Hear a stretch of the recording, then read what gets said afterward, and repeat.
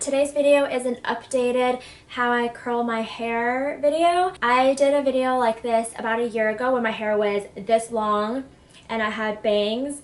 So my hair is very different a whole year later. It's a lot longer, so I thought I would do an updated video and show you how I curl my hair now to get this kind of texturized, natural wave. And what I really love about doing my hair this way is that on day 2 and day 3 it still looks pretty good. It maintains some of the curl and texture, so there's more dimension, I guess, to it than I would normally have when I have straight hair. So it's a lot easier to maintain and I can still look put together without having to do my hair every day.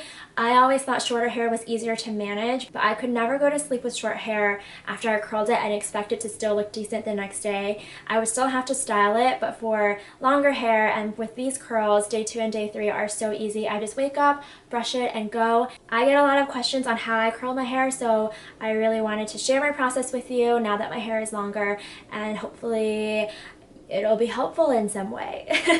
I've been breaking out so much. I have like 3-4 pimples right in this area and it's so irritating. I feel like I have a star constellation on my face. Yeah, just some of my annoyances that I wanted to share with you guys. Okay, with that, let's jump into the video. I just washed and blow dried my hair, so it's super clean. Before I blow dry, I always try to put in a leave-in product to help protect my hair from heat. I've bleached it a few times, so it's definitely on the drier side. I've been using Briogio's Rosarco Blow Dry Perfection and Heat Protectant Creme before I blow dry. I've been really liking this so far and it smells really good. To start curling, I always tie my hair up. I do my curls in sections. Tie that up into a messy little bun. For my hair, I use a 1-inch curling iron, or this might be 1.25 inches. I always forget, but I'll link it down below if you guys want this size. This is just a Conair curling iron. You can buy this at the drugstore. I take about an inch section, I guess. The smaller your sections, I think the more natural your curls will look. The bigger your sections, the more chunkier they'll be.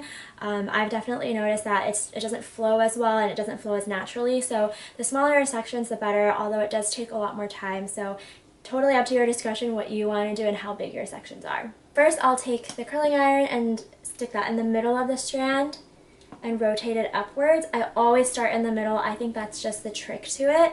And then I slowly pull it outwards and then I'll pull it straight and then let go.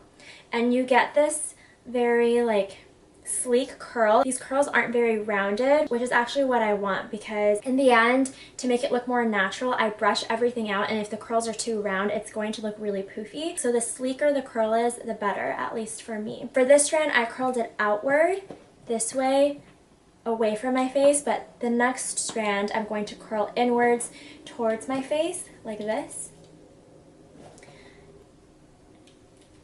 And you're just going to want to keep alternating each strand.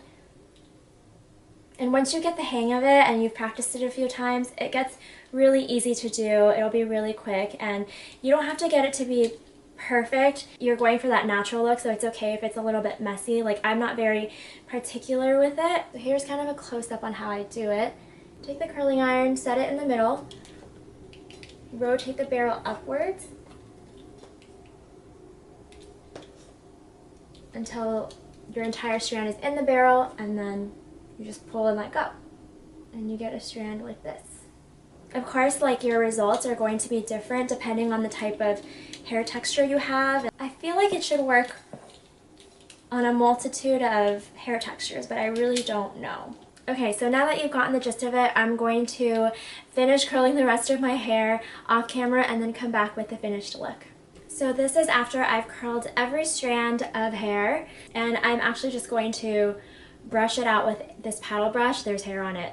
I forgot to clean it before I put it in this video, but oh well. I'm just going to take this brush and run through it to smooth it out and make it look more cohesive. And that's it. That's how I get my natural waves. I really like it because it reminds me of like the 60s, and I really love that era and how their hair looked so relaxed and natural. So I tried to emulate that with this kind of hairstyle. I try not to put in any product on day one after I curl it because I feel like it makes my hair dirtier faster, and I just go to sleep with it as I normally do. The next day the curls are even further relaxed, and then on day 3 even more so. So I just kind of let it die down with each day. It still looks like there's texture and there's curl to it. On day 3, sometimes day 2, I will put in some product. If I feel like it just needs a little bit more oomph or volume or texture, I'll usually use this one. This is the Bumble and Bumble Dry Spun Finish Texturizing Spray. I really like this. It smells really good. It was recommended to me by my stylist. I hope you guys like this hair tutorial and learned how to curl hair in a new or unique way. If you try curling your hair, let me know how it went. If it worked out for you, if it didn't, I would really love to know. If you liked this video, please give it a thumbs up and subscribe to my channel if you want to see more videos from me. And I guess that's about it. Thank you so much for watching, and I will see you guys in my next video. Bye!